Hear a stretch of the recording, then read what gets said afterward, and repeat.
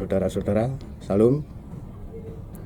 Kremasi menyebabkan tulang menjadi kapur dan DNA yang ada di dalam tulang menjadi karbon.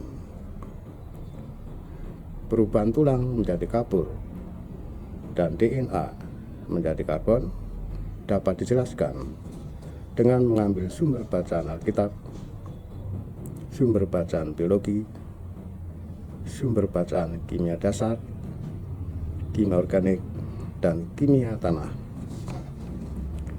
Tuhan menciptakan manusia dari debu tanah, sedangkan perempuan dari tulang dan daging.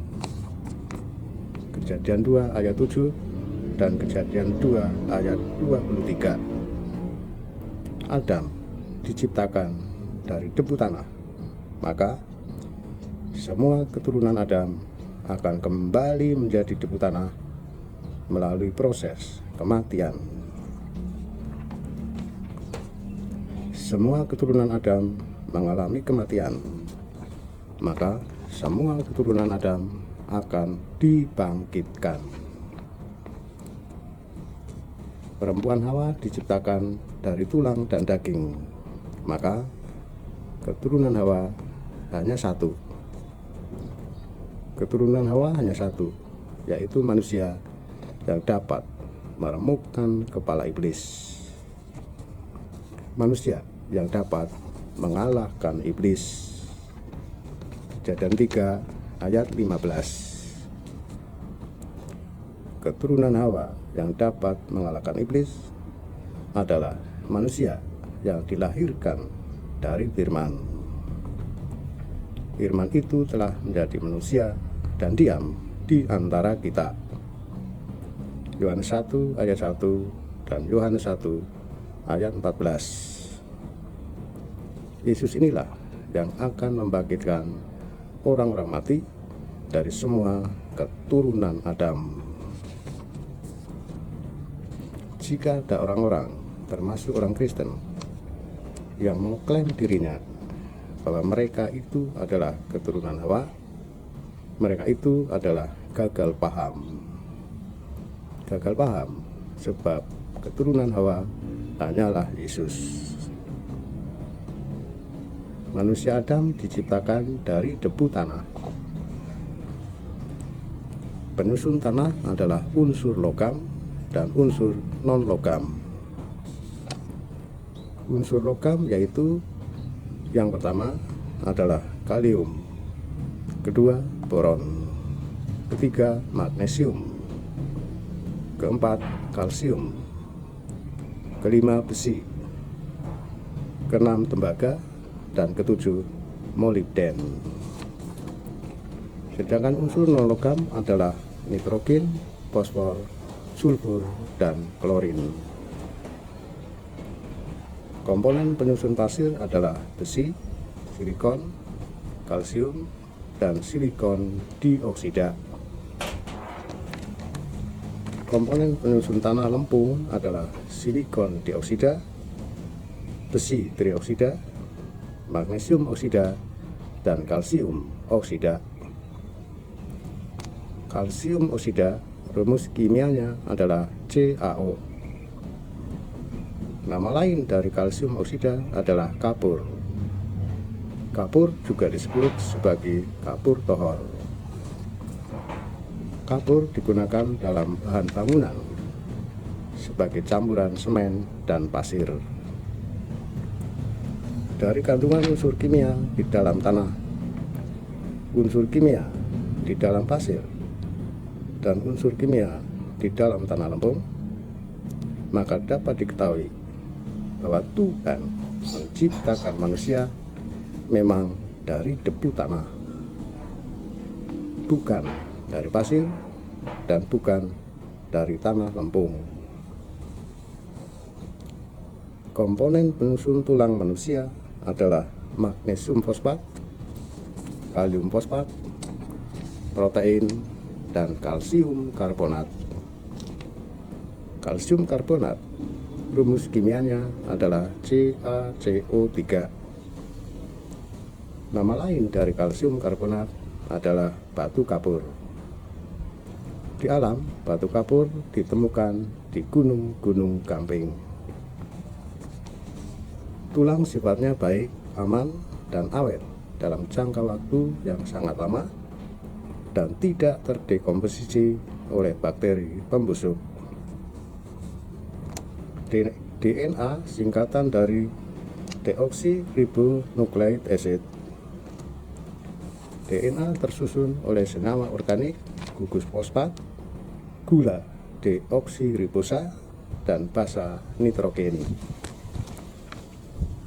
DNA manusia terdapat di dalam jaringan tubuh, di dalam rambut, di dalam gigi, dan di dalam tulang. DNA yang ada di dalam tulang tersimpan dengan baik, aman, dan awet dalam jangka waktu yang sangat lama dan tidak terdekomposisi oleh bakteri pembusuk.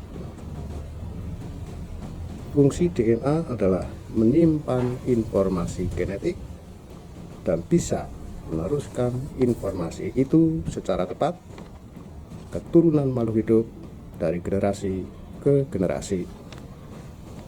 Jadi, kemungkinan DNA adalah buku kehidupan. Wahyu 3 ayat 5 dan Wahyu 20 ayat 12. Roma 6 ayat 23 adalah sebab upah dosa ialah maut, tetapi karunia Allah ialah hidup yang kekal dalam Kristus Yesus Tuhan kita. Upah dosa ialah maut. Maut adalah kematian. Orang mati jika rohnya terpisah dari tubuhnya. Tubuh orang mati disebut mayat atau jenazah.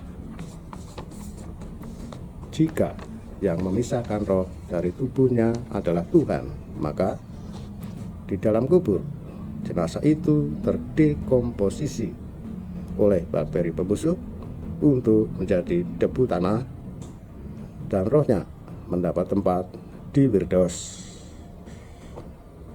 Jika yang memisahkan roh dari tubuhnya adalah iblis, maka di dalam kubur jenazah itu terdekomposisi oleh bakteri pembusuk untuk menjadi debu tanah, sedangkan rohnya mendapat tempat di dunia orang mati.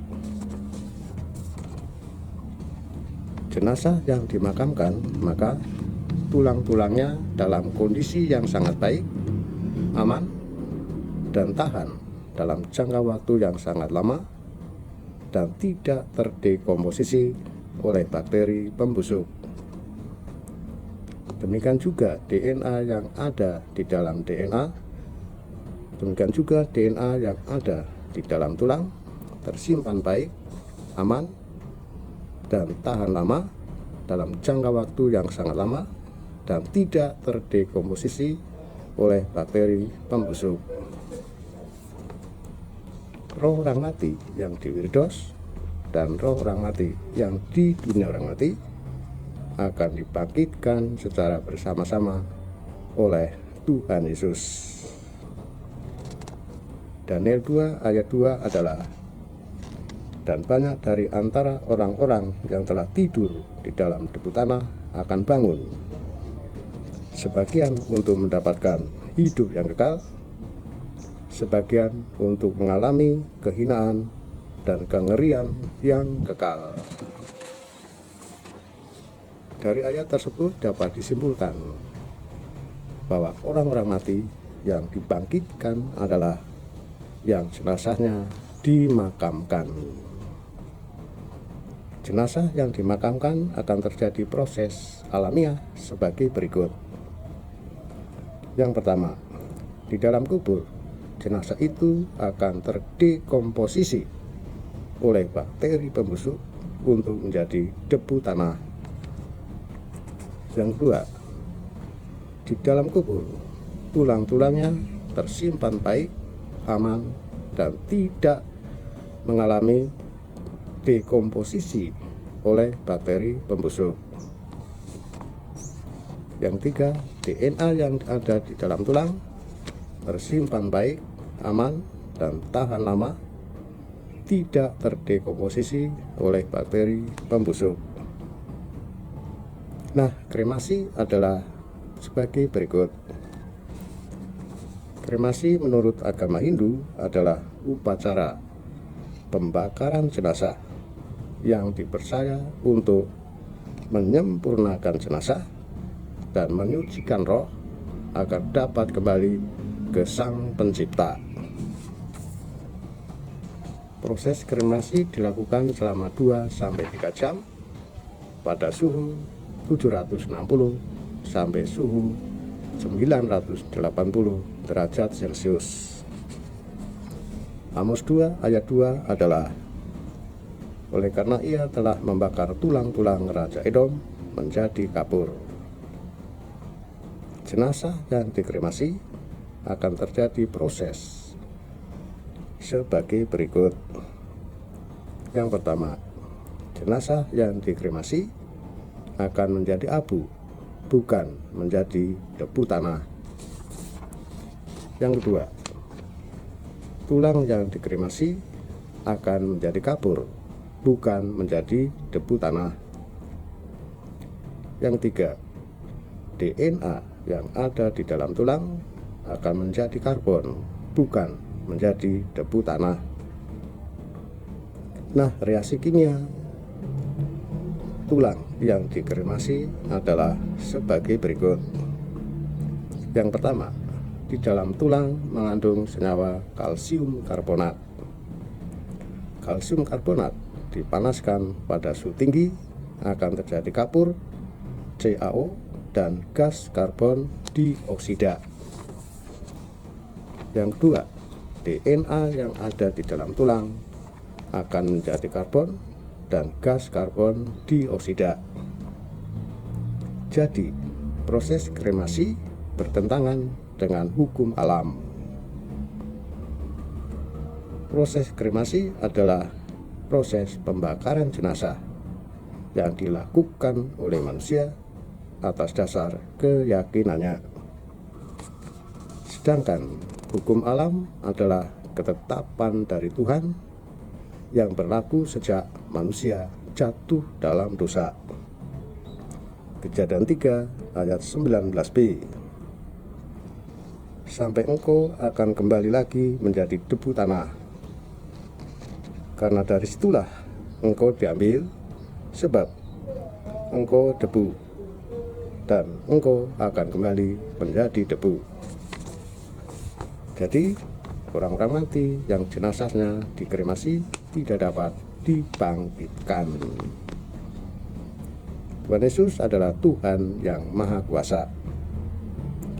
Tuhan Maha Kuasa artinya adalah Tuhan yang dapat berbuat apa saja sesuai dengan kehendaknya pasti terjadi.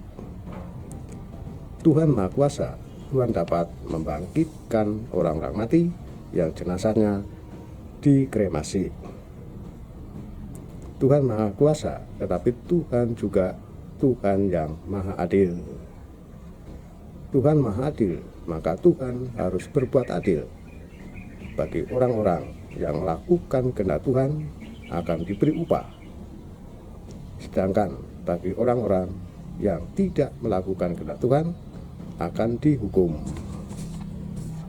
Jadi, orang-orang mati yang jenazahnya dimakamkan akan dibangkitkan oleh Tuhan Yesus, dan orang-orang mati yang di jenazahnya dikremasi tidak akan dibangkitkan. Oleh karena itu, perlunya menjaga iman Kristen agar tidak terlarut dalam tradisi-tradisi dan atau kepercayaan dan atau keyakinan dari agama-agama yang lain.